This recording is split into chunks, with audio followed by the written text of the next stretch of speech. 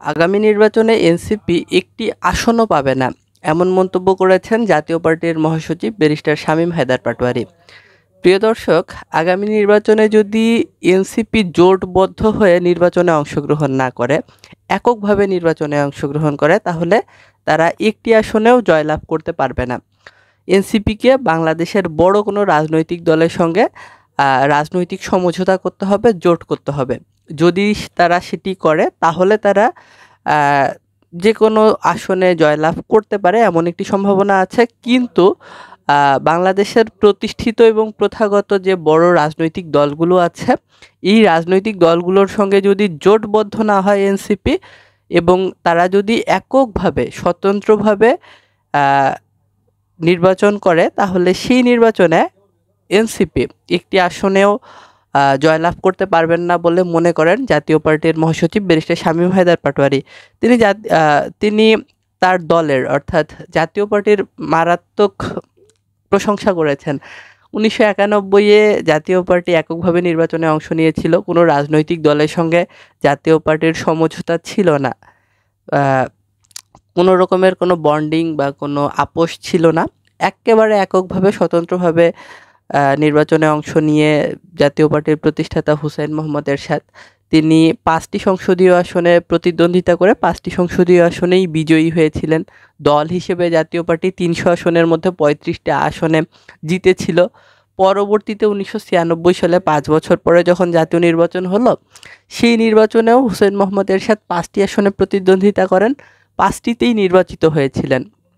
এবং 18% ভোট জাতীয় পার্টি পেয়েছিল, যেখানে প্রায় 30-32% ভোট 1996-এর ইলেকশন, 1996 সালের ইলেকশনে, যেখানে প্রায় 32-34% বা 30-32% ভোট আওয়ামী লীগ পেয়েছিল। বিএনপি যেখানে ভোট পেয়েছিল 28-30%, সেখানে 18% ভোট পেয়েছিল জাতীয় পার্টি। জাতীয় পার্টির অনেক অর্জন আছে, গৌরব আছে, সফলতা আছে বলে বিভিন্ন ফিরিস্তি তুলে ধরেন জাতীয় পার্টির মহাসচিব ব্যারিস্টার শামীম হায়দার পাটোয়ারি। ব্যারিস্টার পাটোয়ারি কিন্তু একজন সাবেক সংসদ সদস্য, তিনি একাধিকবার সংসদে গেছেন, দীর্ঘ সময় সংসদে একজন সংসদ সদস্য হিসেবে তার দায়িত্ব পালন করেছেন, ভূমিকা রেখেছেন।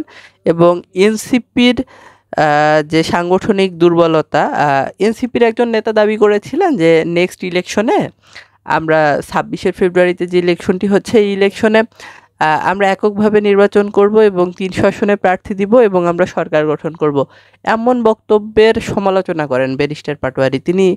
ব্যারিস্টার শামীম হায়দার পাটোয়ারি বললেন, যারা এই ধরনের কথা বলেছেন, এই ধরনের কথাকে মানুষ পাগলের প্রলাপ বলে মনে করে। রাস্তাঘাটের মানুষ, গ্রামগঞ্জের মানুষ, শহর বন্দরের মানুষ মনে করে এটি জাস্ট রাজনৈতিক অতিকথন, এটি একটি পাগলের প্রলাপ, এবং রাজনৈতিক অপরিপক্কতা এবং অদূরদর্শিতা থেকেই এই ধরনের বক্তব্য তারা দেন বলে মনে করেন। তবে ভাই, একটা আশার কথা কিন্তু আছে। আশার কথা কি? সেটা হলো, এনসিপি যদি বড় কোনো রাজনৈতিক দলের সাথে জোট গঠন করে, অথবা অসংখ্য একাধিক ছোট রাজনৈতিক দল মিলেও যদি একটি জোট গঠন করে, সেই জোট যদি নির্বাচনে প্রতিদ্বন্দ্বিতা করে, সেক্ষেত্রে এনসিপি